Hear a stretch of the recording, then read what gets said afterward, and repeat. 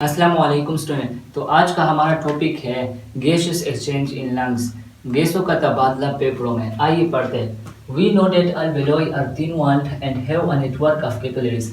हमें ये पता है कि अल्वेओलाई थिन वॉल्ड है, इसका वॉल थिन है मतलब नैरो है, and have a network of capillaries, और इसके पास एक नेटवर्क होता है कैपिलरीज का।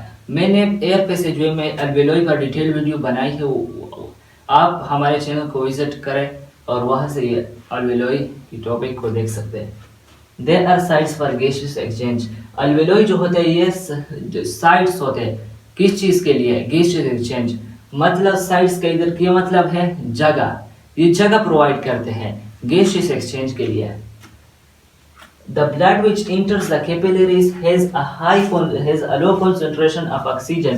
जो कैपिलरी में ब्लड इंटर करता है इसका कंसंट्रेशन क्या होता है? ऑक्सीजन का कंसंट्रेशन इसमें कम होता है। वेयर्स का मतलब जबकि।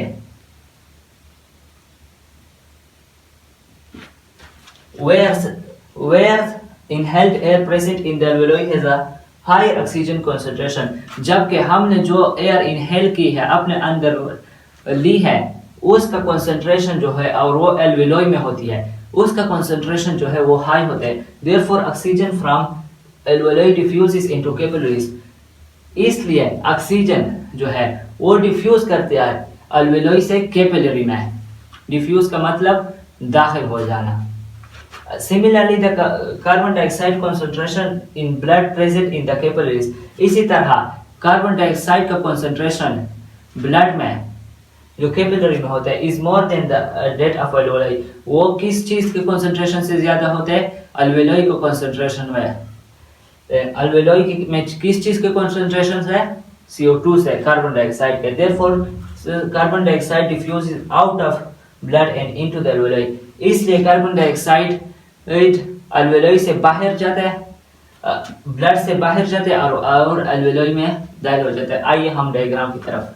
अब इधर आपने पढ़ा होगा कि पहले हवा हमारे नोस्ट्रल्स के जरिए आती है, फिर फेरिक्स के जरिए, फिर लेरिक्स, फिर ट्रेकिया के जरिए, फिर हमारे लंग्स में आ जाती है, फिर ब्रोंकियोल्स में, फिर हमारे लंग्स में आ जाती है। ये ट्रेकिया है, ये हमारे पास ब्रोंकाई है, ये हमारे पास ब्रोंकियोल्स है। अब इधर ब्रोंकियोल्स है, ये अल्वेओलाइस है, ये बंच ऑफ ग्रेप्स की तरह जो है ये अल्वेओलाइस है हमारे। अब इधर एक्सचेंज ऑफ गैसेस होती है। हम ऑक्सीजन क्यों लेते हैं? ताकि हम रिस्पायरेशन कर सके। और रिस्पायरेशन कब होती है? सेल्स में। और सेल्स कहाँ होते हैं? ब्लड कैपिलरीज में। जब सेल ब्लड कैपिलरीज में होते हैं तो ऑक्सीजन जब अल्वेओलाई में दाखिल होती है, अल्वेओलाई में आ जाती है ऑक्सीजन, तो इसका हाई कंसंट्रेशन होता है। और ब्लड कैपिलरी में ऑक्सीजन का लो कंसंट्रेशन, तो ये ऑक्सीजन ब्लड में दाखिल हो जाती है डिफ्यूजन के प्रोसेस के मुताबिक। ये दाखिल हो जाती है। डिफ्यूजन किया है the movement of molecules from a high concentration to a region of lower concentration. इधर हाई कंसंट्रेशन है ऑक्सीजन का, इधर लो कंसंट्रेशन है, तो ये मॉलिक्यूल्स कहाँ जाएंगे ऑक्सीजन की?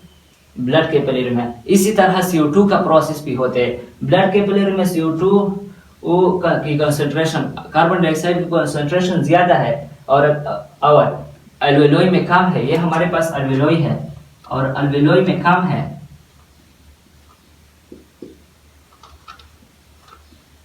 हमारे पास ब्लड कैपिलरी में CO2 की कंसंट्रेशन ज्यादा है। क्यों ज्यादा है? क्योंकि ब्लड कैपिलरी में सेल होते हैं और सेल में रिस्पायरेशन अगर होती है जो कार्बन डाइऑक्साइड को रिलीज करती है, तो ज्यादा है उधर, और अल्वेओलाई में कम है, तो ये जहाँ ज्यादा होगी कार्बन डाइऑक्साइड, तो वो वहां से जाएगी लोअर कंसंट्रेशन की तरफ डिफ्यूजन के मुताबिक। और कहाँ कम है? अल्वेओलाई में, तो वो अल्वेओलाई में जाएगी।